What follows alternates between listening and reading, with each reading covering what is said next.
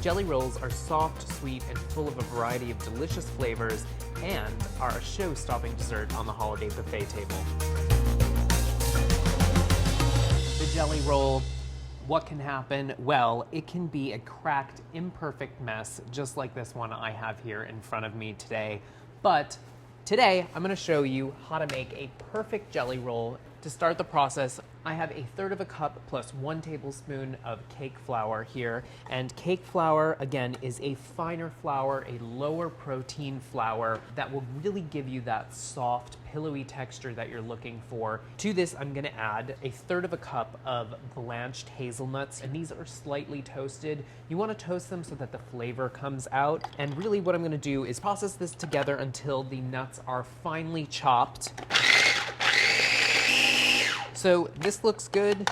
You can see that there are no really big pieces of the hazelnut left.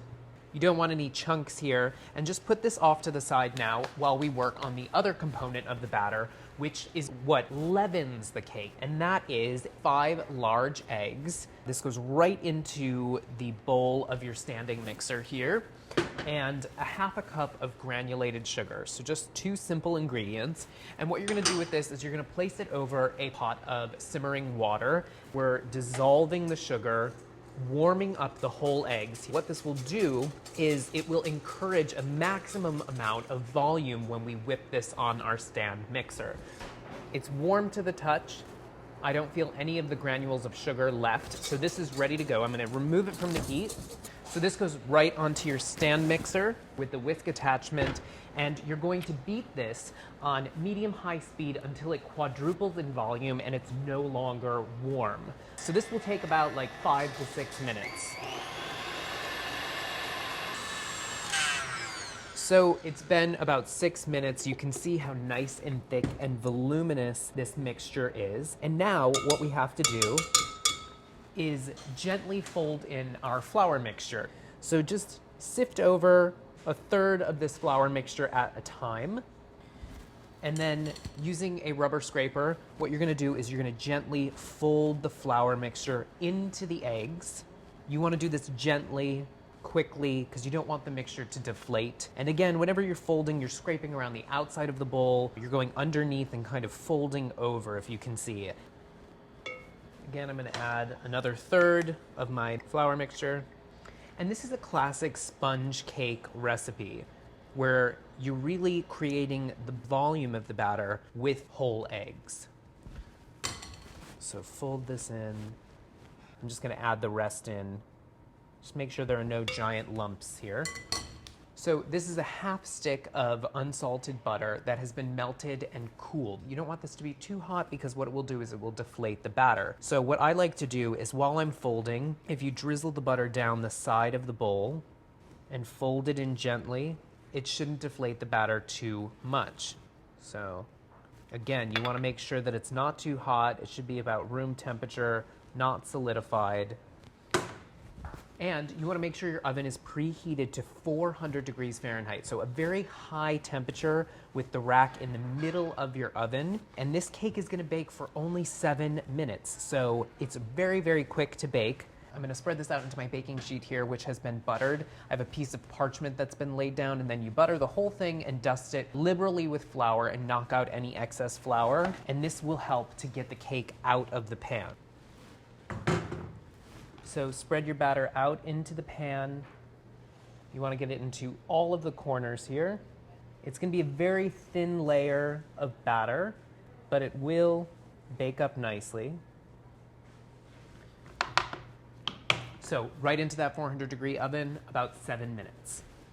So here is our baked cake. Now it's pretty blonde, so don't be nervous. Take a sharp knife and just glide right along the side of the pan, just in case there's any batter that is sticking.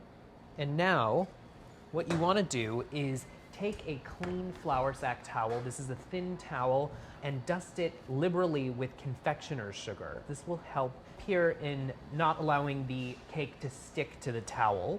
And what we're doing here, it looks a little crazy and confusing, but what we're doing here is we're gonna turn the cake out onto this surface and we're gonna roll it up. And what that does is it will help in avoiding that giant crack that you might see on your jelly roll. So what you're gonna do is you're gonna take the pan and you're just gonna flip it right onto this dusted towel, just like that. And now you might wanna give it a little bit of a push to help it release. Let's see if our cake came out nicely, which it did. And now you just need to gently peel back the parchment paper. And now while this is still warm, we're going to roll this up. We're gonna create the jelly roll. I'm using the short end towards me, and that's how I'm going to roll it up. And what we can do is we can fold the towel over and gently roll this up. Now, a lot of recipes say tightly roll this, and you really don't want to do that because you don't want to crush or compact the cake, but you do want to create a nice roll. And while this cools now in its rolled up form, so this is going to cool for about an hour and a half until it's completely cool. What this does is it creates a memory. We'll be able to unroll the cake, we'll be able to fill it with a wonderful filling, and then roll it back up, and there will be no cracks on top of our cake. So now just set this off to the side and let this cool at room temperature for about an hour to an hour and a half. And now it's the moment of truth here. We're gonna unroll the cake. And if you use enough confectioner sugar, there shouldn't be any stickage, which this is unrolling really beautifully. And now what we're going to do, you can leave it right on your towel, just like this. You can use whatever your favorite jam is. Today I'm using raspberry jam. So just smear this right on your cake, and this helps to add moisture. It also will help to add really great flavor to your cake. You want to leave about a 1/4 inch border along the sides because you are going to roll this up, and what that will do, that compression will kind of squeeze the filling out towards the sides. So don't go all the way up to the sides. So do your best to work it out to the corners here. And now a little bit of whipped cream. So this is whipped cream that has a little bit of frangelico, which is a hazelnut liqueur that is flavoring this cream, which is really wonderful. But if you didn't have frangelico or you didn't want to use any alcohol, you could certainly use vanilla, and just dollop this over your raspberry layer here, and then gently spread this out. Again, keeping that border, that 1/4 inch border. We're gonna repeat the process again, and this cake, it now has that memory, that rolled up memory, so it should roll very easily without any cracking. And I'm gonna start where we were before. So I'm gonna roll towards me, and again, a lot of recipes say to do this and do it tightly, but I really recommend that you do it nice and gently, and you don't compact the cake or the filling too much. So just gently roll it towards you. This time, do not include the towel as you roll. And as you can see, you get a nice tall jelly roll like this. So now if you have any extra confectioner's sugar here on the cake, you can just brush that off gently with a pastry brush. And now you can wrap this with plastic wrap, or you can just cover it with the towel, which is what I'm gonna do. And now this goes into the refrigerator to chill so it can set up, firm up for about an hour, up to 4 hours, and then you're ready to serve it.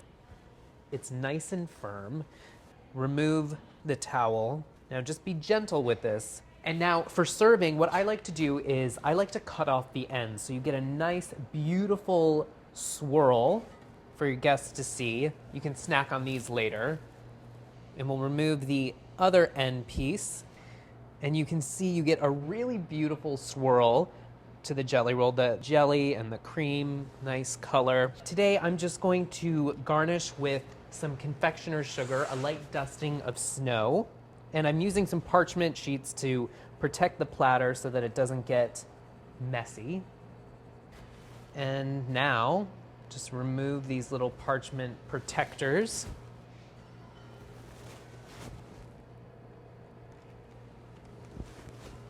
And so there you go, guys. You have a beautiful, festive, holiday jelly roll, perfect for your dessert buffet. Now, if you have any baking conundrums, if you have any of those holiday conundrums, write in the comment section below, or reach out to us using the hashtag Kitchen Conundrums. We love your questions and your comments, guys. Enjoy. Happy holidays.